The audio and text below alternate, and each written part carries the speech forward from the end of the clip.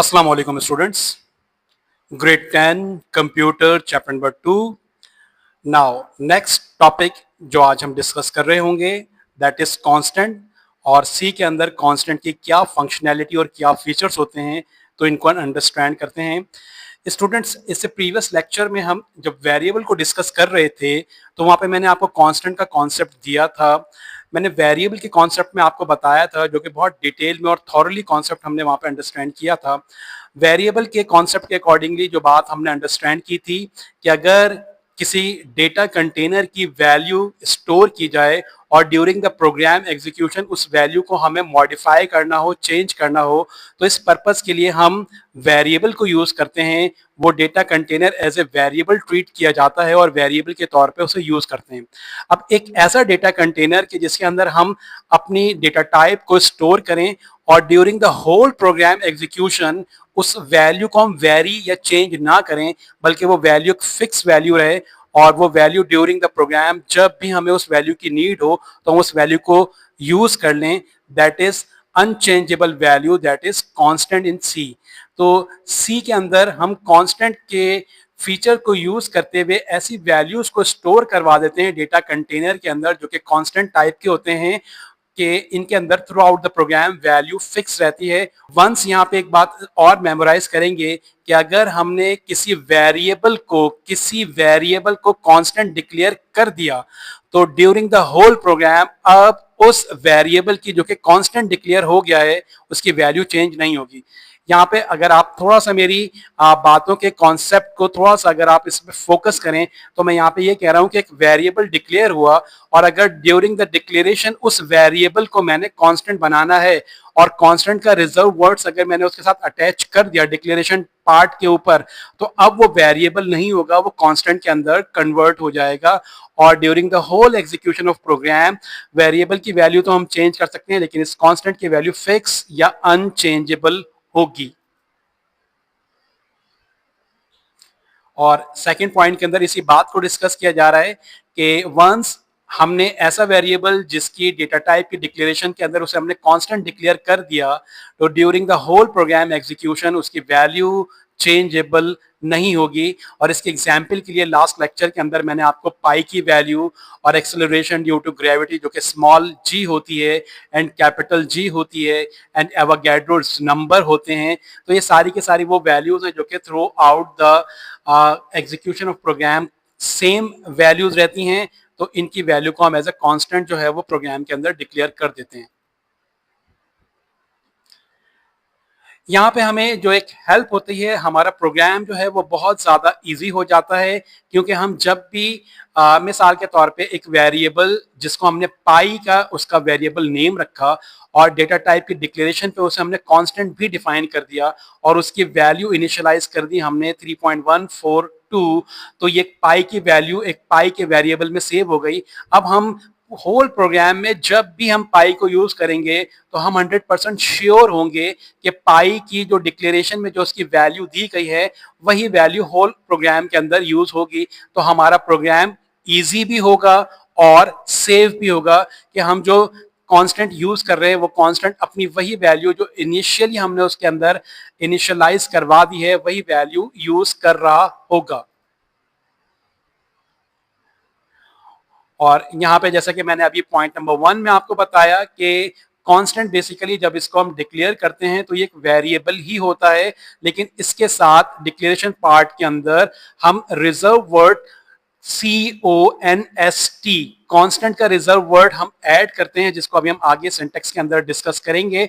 अगर हम उस वेरिएबल के साथ कांस्टेंट का word as a constant declaration के तौर पे यूज कर दें तो वो वेरिएबल हमारा कांस्टेंट हो जाएगा। और कांस्टेंट को डिक्लेयर करने का एक और जो मेथड है वो है हैश डिफाइन के मेथड के थ्रू। यहाँ पे जो कांस्टेंट को हम जो डिक्लेयर कर रहे होंगे ये हमारे पास उस बॉडी के अंदर, जिस बॉडी के अंदर हमने वेरिएबल को कांस्टेंट किया होगा उस फंक्शन बॉडी के अंदर ये वैल्यू कांस्टेंट ट्रीट आउट होगी, लेकिन आउट ऑफ द फंक्शन ये वैल्यू जो है वो कांस्टेंट जो है वो एक्सेसिबल नहीं होगा।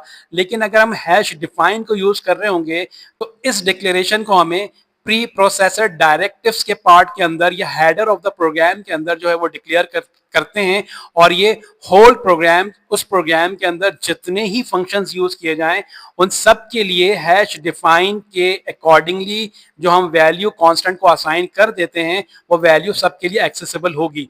नाउ वंस अगेन, वेरिएबल को एज ए कांस्टेंट हम किसी भी फंक्शन के अंदर जो है वो डिक्लेयर करते हैं और ड्यूरिंग द फंक्शन वो कांस्टेंट अवेलेबल होता है, लेकिन hash define during the whole program, constant during the function and hash defined during the whole program हमारे लिए एज ए कांस्टेंट के तौर पे अवेलेबल होगा। इंशाल्लाह जैसे जैसे हम सी के अंदर प्रोग्रामिंग कर रहे होंगे तो कांस्टेंट और हैश डिफाइन के फंक्शंस हमारे क्लैरिफाई होते चले जाएंगे और कॉन्सेप्चुअलाइज होते चले जाएंगे।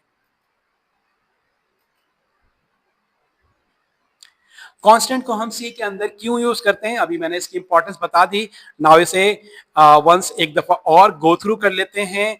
मिस्टेक्स, हमारे पास मिस्टेक्स की जो चांसेस हैं वो जो है वो मिनिमाइज हो जाते हैं, तकरीबन ऑलमोस्ट 0% के ऊपर मिस्टेक आ जाती है एक कांस्टेंट के अंदर। अगर कभी during the whole execution of program let's say हमने पाई की वैल्यू को अगर हमने बाय मिस्टेकनली भी अगर हमने चेंज करने की कोशिश की तो वो कांस्टेंट डिक्लेयर होने की वजह से एक्सीडेंटली भी ये वैल्यू चेंज नहीं होगी। तो यहाँ पे कांस्टेंट डिक्लेयर, जब एक variable as a constant declare हो जाता है तो वो वेरिएबल के अंदर किसी भी तरह की मॉडिफिकेशन, वैल्यू की चेंज की गुंजाइश या ऑप्शन मौजूद नहीं रहता। तो इसकी वजह से हमारी मिस्टेक्स जो हैं वो प्रिवेंट हो जाती हैं।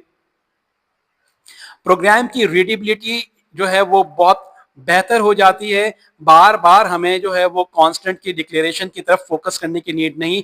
वंस एक दफा हमने वैल्यू कांस्टेंट असाइन कर दी किसी वेरिएबल की तो होल प्रोग्राम के अंदर वो वैल्यू हम सेफियर और इजियर जो है वो यूज कर सकते हैं, और वो वैल्यू फिक्स जो है वो वेरिएबल, कांस्टेंट वेरिएबल के अंदर जो है वो स्टोर हुई भी होती है, जो हमारे लिए during the whole program available होती है। नाउ वंस अगेन हमारा कोड जो है वो सेफर होता है और मिस्टेक से जो है वो हम प्रिवेंट हो जाते हैं, और इनकरेक्ट वैल्यूज की जो है वो गुंजाइश जो है वो बिल्कुल मिनिमाइज या 0% पे हो जाती है। नाउ यहाँ पे इस पॉइंट को जरा समझेंगे, ये पॉइंट बड़ा इंपॉर्टेंट है। मिसाल के तौर पे हमने एक वेरिएबल डिक्लेयर किया टैक्स का, और टैक्स जो है वो होता ये है कि जब टैक्स की अनाउंसमेंट होती है तो एक फिस्कल ईयर के लिए गवर्नमेंट टैक्स जो है वो अनाउंस करती है, और टैक्स जो है वो हर फिस्कल ईयर के अंदर रिवाइज किया जाता है। मिसाल के तौर पे 2024 के अंदर गवर्नमेंट ने जो टैक्स जो है वो अनाउंस किया किसी भी अर्निंग के ऊपर वो 15% था। तो हमने अपने प्रोग्राम के अंदर टैक्स का वेरिएबल जो कि कांस्टेंट टाइप का है हमने ऊपर ही डिक्लेयर कर दिया कि इसके अंदर जो वैल्यू है वो 15% होगी। नेक्स्ट ईयर जब भी ये वैल्यू चेंज होगी या रिवीजन होगी तो हमें अपने प्रोग्राम के अंदर जस्ट इनिशियल पार्ट के अंदर जाना होगा और वहां पर उसकी वैल्यू को चेंज करना होगा, और होल प्रोग्राम के अंदर उस वैल्यू का इंपैक्ट जो है वो ऑटोमेटिकली क्रिएट होता जाएगा। ये कांस्टेंट जहां जहां पर भी एक्सेसिबल होगा, जिन जिन मैथमेटिकल कैलकुलेशंस में इन्वॉल्व होगा, तो अपनी वैल्यू, न्यू वैल्यू जो हमने उसके अंदर मॉडिफाई कर दी है, अब वो वैल्यू तमाम के तमाम तर होल प्रोग्राम के अंदर अवेलेबल होंगी। देखिए यहाँ पे ध्यान में रखिएगा, वेरिएबल के अंदर भी वैल्यू चेंज हो रही है और इसके अंदर भी मैंने आपको बताया कि वैल्यू चेंज हो रही है। दोनों के अंदर माइनर सा डिफरेंस है। वेरिएबल में value during the execution of program हम चेंज कर सकते हैं, लेकिन कांस्टेंट के वैल्यू को चेंज हम प्रोग्राम की बिगिनिंग में करेंगे। प्रोग्राम जब जब स्टार्ट होगा जहां पे कांस्टेंट की डेफिनेशंस को राइट डाउन किया जाएगा या कांस्टेंट को डिक्लेयर किया जाएगा, वंस वहां पे उसे आप जो है वो डिफाइन कर देंगे और वो पूरे प्रोग्राम के अंदर जो है वो सेम अपनी वैल्यू के साथ एग्जीक्यूट हो रहा होगा। होल प्रोग्राम में बार बार वेरिएबल की तरह इसकी वैल्यू को जो है वो चेंज नहीं किया जाता, जिसकी वजह से मिस्टेक्स जो है वो प्रिवेंट होती हैं और कोड हमारा सेफर और इजियर रहता है। रिपीटेशन जो है वो जो है वो यहाँ पे मिनिमाइज हो जाती है, क्योंकि बार बार जो है वो हमें टेक केयर, कांस्टेंट की वैल्यू को टेक केयर करने की जरूरत नहीं। वंस एक दफा हमने मेंशन कर दिए देन होल प्रोग्राम जो है वो हम इसे यूज कर सकते हैं। तो कांस्टेंट को यूज करने के लिए ये 5 बुलेट्स पॉइंट जो हैं वो हमारे पास कांस्टेंट की इंपॉर्टेंस को जो है वो मेंशन करते हैं। इन्हें अच्छे से नोट डाउन कर लीजिएगा पेपर के पॉइंट ऑफ व्यू से, या आपके कांस्टेंट से रेलेवेंट नोट्स जो हैं ये यहाँ पे प्रिपेयर हो रहे होंगे।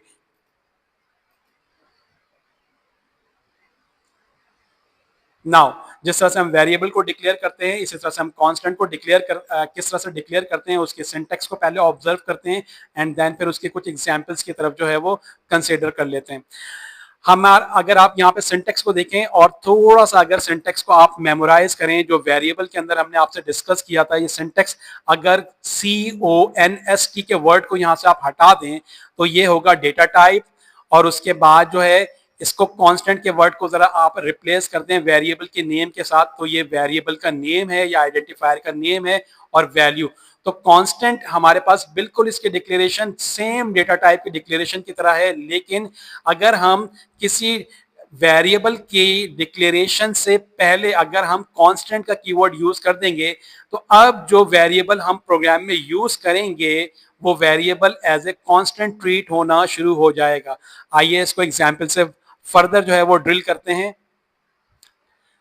देखिएगा, आपको याद होगा वहां पे हमने एक एज का वेरिएबल बनाया था वेरिएबल के अंदर, और उसे इंटीजर हमने डिक्लेयर किया था। तो देखें यहाँ पे वंस अगेन वही डेटा टाइप है। यहाँ पे कांस्टेंट को थोड़ा सा यहाँ पे इग्नोर करें, तो इंटीजर है, एज है एंड इक्वल्स टू 18। तो इंटीजर की डेटा तो एज की डेटा टाइप इंटीजर और वैल्यू इनिशियलाइज हुई 18। जस्ट इससे बिफोर हमने इस वेरिएबल को कांस्टेंट डिक्लेयर करने के लिए जस्ट हमने सिर्फ यहाँ पर CONST का कीवर्ड यूज किया, और अब ये एज का वेरिएबल एज ए कांस्टेंट के अंदर कन्वर्ट हो गया। सेम हमने एक वेरिएबल पाई के नेम से डिक्लेयर किया, और इसकी डिक्लेरेशन के अंदर इसकी डेटा टाइप हमने फ्लोट बताई, और इसकी वैल्यू हमने इनिशियलाइज करवा दी 3.142, और हम चाहते हैं कि ये value throughout the program fix रहे। तो हम डेटा टाइप से बिफोर जो है वो कॉन्स्ट का कीवर्ड यूज कर देंगे, तो अब ये पाई वेरिएबल से कांस्टेंट के अंदर कन्वर्ट हो जाएगा। सेम ग्रेड, ये वही वेरिएबल है जो कि हमने वेरिएबल के लेक्चर के अंदर डिस्कस किया था। कैरेक्टर टाइप की डेटा टाइप ली, एक वेरिएबल ग्रेड का क्रिएट किया, और उसको वैल्यू जो पास की है वो सिंगल कैरेक्टर ए पास किया।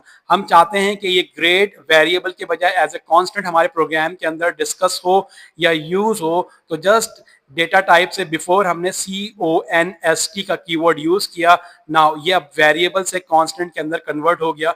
तो वेरिएबल और कांस्टेंट की डिक्लेरेशन के अंदर, इसके सिंटेक्स के अंदर सिर्फ हमें वेरिएबल की डिक्लेरेशन को कंप्लीटली यूज करते हुए उससे पहले CONST का कीवर्ड यूज करना होगा, देन हमारा वेरिएबल जो है वो कांस्टेंट में कन्वर्ट हो जाएगा। आई होप के दोनों बिल्कुल सिमिलर जो है वो कोडिंग के पॉइंट ऑफ व्यू से बिल्कुल सिमिलर इनके सिंटेक्स हैं। जस्ट कॉन्स्ट का कीवर्ड जो है वो एक वेरिएबल को कांस्टेंट में कन्वर्ट कर देता है, और अगर कॉन्स्ट का वर्ड हम यूज ना करें तो वो हमारे पास वो आइडेंटिफायर एज ए वेरिएबल के तौर पे हमारे प्रोग्राम में एग्जीक्यूट होता है।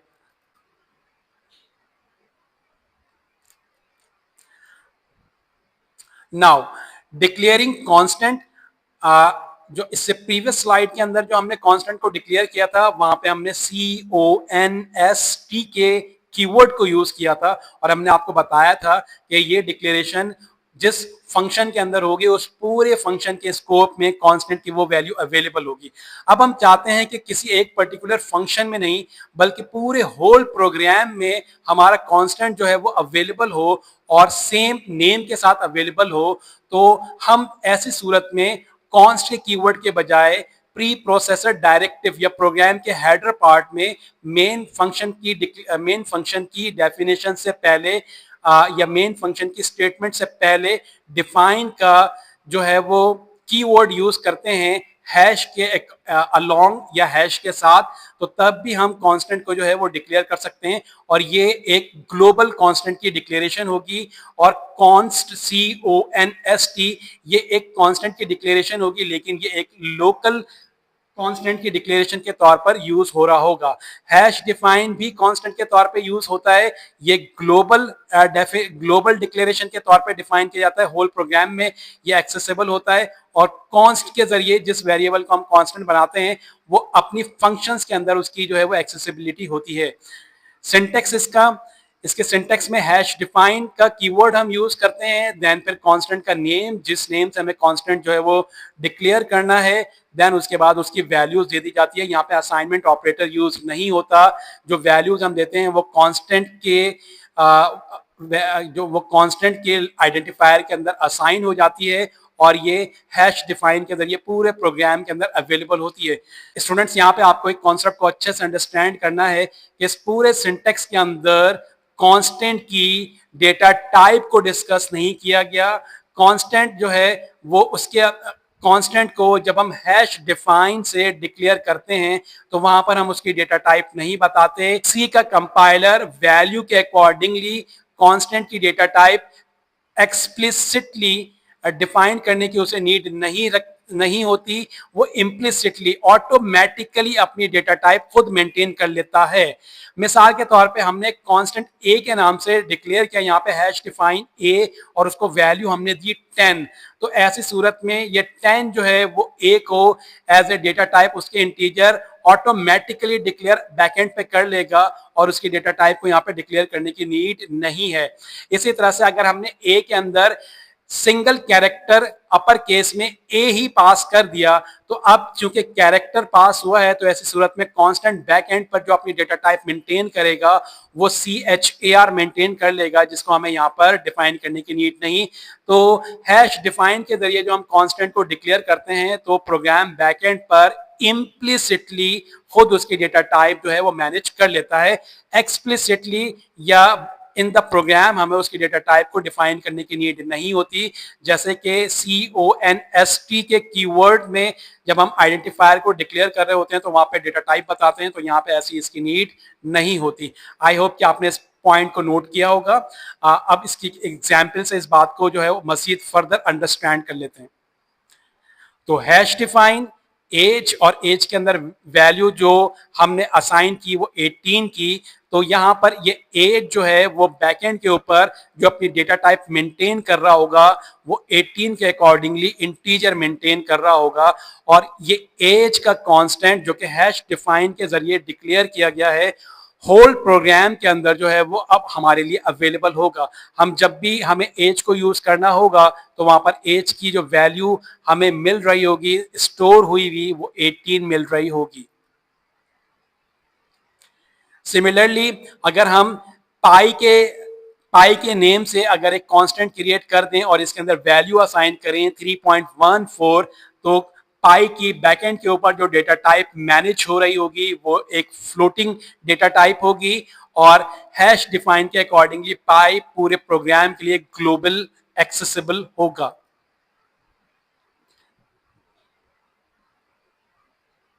और यहां पर जो बात में पॉइंट नंबर 1 से आपको बता रहा हूं, यहाँ पे उसको जो है वो मेंशन कर दिया गया कि कांस्टेंट को जब हम डिक्लेयर करते हैं बाय हैश डिफाइन कीवर्ड के जरिए तो इसकी डिक्लेरेशन में हमें डेटा टाइप की डेफिनेशन को बताने की जरूरत नहीं होती और प्रोग्राम बैकएंड के ऊपर ऑटोमेटिकली इसकी डेटा टाइप मैनेज करता है। और इसके अंदर हम जो इसकी जो डेफिनेशन को जो बताते हैं वो टॉप ऑफ द प्रोग्राम जो है वो इसको आइडेंटिफाई करवा देते हैं, मेंशन कर देते हैं। और मैंने आपको यही बताया था कि हैश डिफाइन को प्री प्रोसेसर डायरेक्टिव पार्ट्स या हेडर ऑफ द प्रोग्राम के अंदर या टॉप ऑफ द प्रोग्राम के अंदर जो है वो डिक्लेयर किया जाता है। तो इसके अंदर डेटा टाइप की डिक्लेरेशन की नीड नहीं होती, कंपाइलर बैकएंड पे ऑटोमेटिकली इसे मैनेज कर लेता है। यहां पे हम एक कॉन्ट्रास्ट करेंगे कॉन्स्ट और हैश डिफाइन का। डेटा टाइप के पर्सपेक्टिव में जब हम कॉन्स्ट के जरिए कांस्टेंट को डिक्लेयर कर रहे होते हैं तो वहां पे हमें डेटा टाइप मेंशन करनी होती है, लेकिन जब हम हैश डिफाइन के कीवर्ड को यूज करते हुए कांस्टेंट को डिक्लेयर कर रहे होते हैं तो वहां पे हमें डेटा टाइप को डिफाइन करने की नीड नहीं होती। सिंटेक्स के पॉइंट ऑफ व्यू से जब हम कांस्टेंट के अंदर वैल्यू असाइन कर रहे होते हैं तो एज असाइनमेंट ऑपरेटर इक्वल हमें यूज करना पड़ता है और वो वैल्यू जो है वो कांस्टेंट के अंदर असाइन हो जाती है। जबकि हैश डिफाइन के अंदर वैल्यू की असाइनमेंट के लिए हमें असाइनमेंट ऑपरेटर की नीड नहीं होती है। इसको हमने प्रीवियस स्लाइड्स के अंदर कांस्टेंट और हैश डिफाइन को बाय सिंटेक्स और बाय एग्जाम्पल जो है वो ऑलरेडी डिस्कस कर लिया है।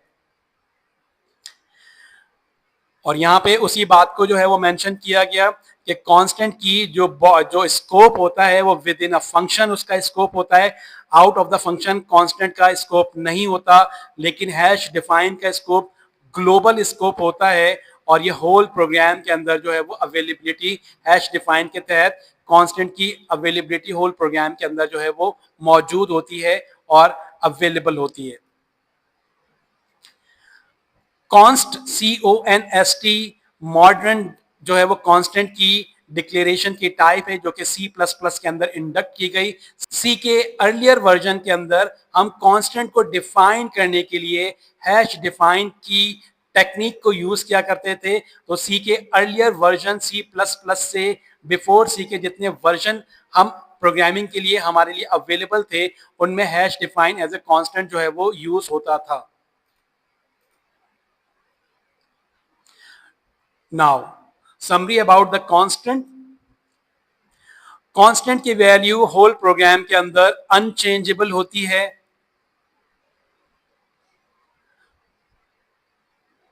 कांस्टेंट को जब हम कॉन्स्ट से डिफाइन करते हैं तो वहां पे हमें डेटा टाइप को डिफाइन करने की नीड होती है।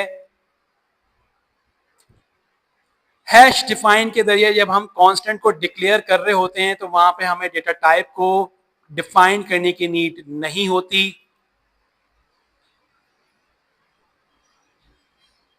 कॉन्स्ट की डिक्लेरेशन सी के मॉडर्न जो प्रोग्रामिंग के फ्लेवर्स हैं उनके अंदर अवेलेबल है और इसकी सपोर्ट और इसकी जो चेकिंग है वो मॉडर्न सी के अर्लियर वर्जन के अंदर जो है इसकी सपोर्ट नहीं थी, लेकिन सी के C++ के बाद जितने भी वर्जन आए हैं डेल्फी C#, तो इनके अंदर कांस्टेंट की अवेलेबिलिटी CONST का कीवर्ड जो है वो इंडक्ट कर दिया गया था। आपको याद होगा मैंने आपको कीवर्ड्स के अंदर और रिजर्व वर्ड्स के अंदर कॉन्स्ट को भी आपको बताया था कि कुछ ऐसे हमारे पास रिजर्व वर्ड्स हैं जो कि C++ के बाद C++ के कंपाइलर के अंदर इंडक्ट किए गए, न्यू इंडक्शन हुई थी, तो इसके अंदर कॉन्स्ट का कीवर्ड भी इंक्लूड है।